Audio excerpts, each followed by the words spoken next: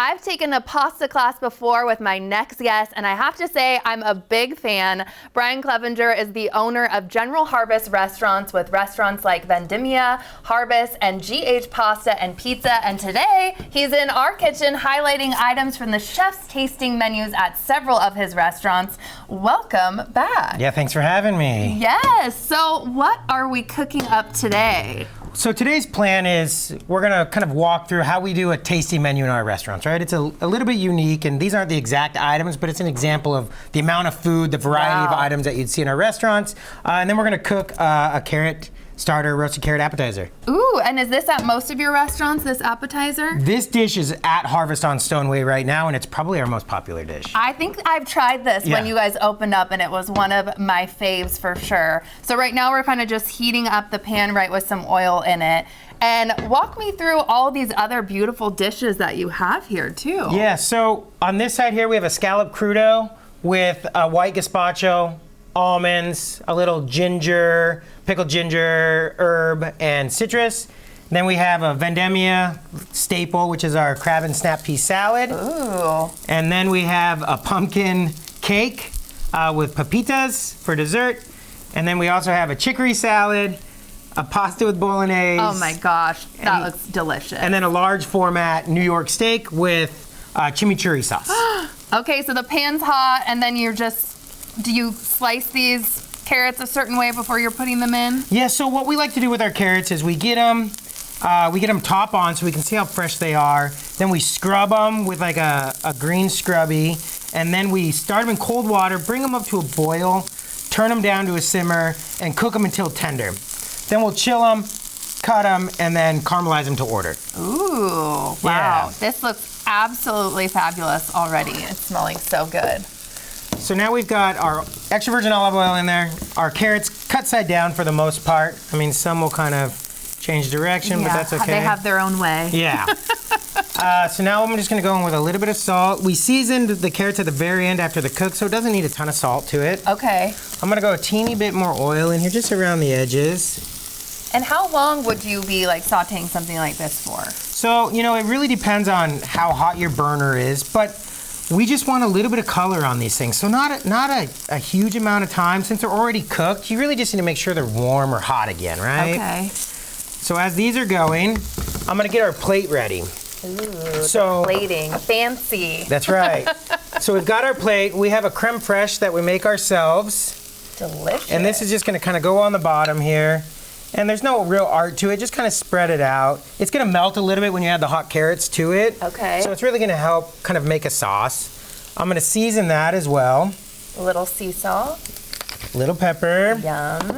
And then now as these are cooking, I'm just gonna go in with a little bit of butter here. Well, there you go. Now we know what the secret. We know all of your secrets. Don't tell anyone. So we're gonna let this keep cooking here. Just take a look. We're starting to get a little bit of color. I'd like just a teeny bit more. Okay. Spread them apart. The further, you can notice I have a really big pan here, right? And that's helpful to kind of let them all cook evenly? Yeah, so if they're really close together, especially since they were blanched, so you introduced water to the cook, they'll want to steam if they're really close, right? Okay. So spreading them apart a little bit really helps with that water not steaming them, making them mushy, that sort of thing. Amazing. And how many restaurants do you have now? This is so exciting. You know, well, we like to say busy. Hey, we're busy. So I believe we're opening I think it's our 6th restaurant in Sunset Hill next month. Wow. I know. Can you say the name, or is it a secret? No, not a secret. Okay. So it's called Elder, and it's a live fire only restaurant. So it's cooking with wood off of a grill and a hearth. So a lot of vegetables, a lot of proteins, that sort of stuff, all coming off a wood fire. So amazing. Yeah. Oh my gosh. Okay, these are looking, I see the color like you're saying, and that smells so good. So now we're literally just gonna kind of garnish our creme fraiche here, and a little bit of like some would call it a mess. I call it a little bit of artistry onto the plate. Just kind of rustic. Yeah, wherever you want. We call it rustic.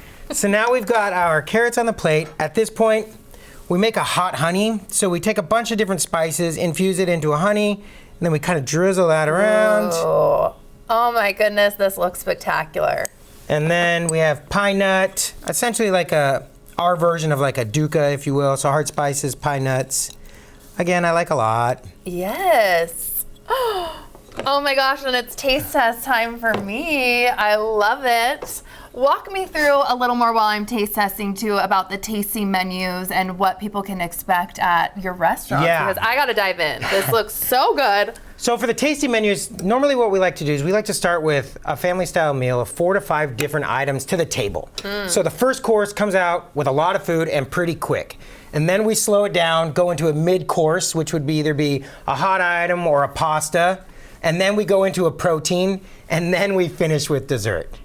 Oh my gosh, this is the most flavorful. I guess normally, and maybe that's how a lot of people feel at your restaurant, it's not always something you would maybe say, yes, that's a must-have on the table, roasted carrots, but this is so flavorful and amazing. What did you again put on top there? Because I feel like pine nuts, what am I tasting? Yeah, so pine nuts, coriander, cumin, fennel, like a big hard spice blend. Oh, so amazing. And how did you get into cooking and where does this passion come from? You know, it's kind of all I've ever really done. Really? I love the teamwork aspect of it all. So that was like the driving force, especially coming from like sports-oriented childhood, getting into restaurants. I kind of loved the idea of it, and then it turned into something that I couldn't get away from. I never really tried, to be honest, but I was always just drawn into it. So good. And I feel like your pasta, you're known for your pasta across so many of your restaurants. Do you have a favorite that is a must, eat opportunity? So the Vendemmia spaghetti built the company, right? Like that's how we describe it. Yeah, it's a very simple, you've had it before, very simple spaghetti. It's actually vegan. It's all about technique and methodology and how we cook it. It's been on there since day one and it'll be there forever. And we're approaching 10 years there, which is crazy. Oh my goodness. Yeah, if you haven't gone, you have to check that restaurant out. And I had so much fun with you in our pasta making class, just being able to watch you and actually realize that making pasta is not as difficult as I thought it was. I made a mess, but besides that, it was perfect. Which is great. Thank you so much. I can't wait to taste test more. In fact, I'm probably gonna have to just taste test this pasta while we go to break. Perfect. Thanks for being here. Yeah, thank you. New Day Northwest Kitchen is brought to you by Safeway.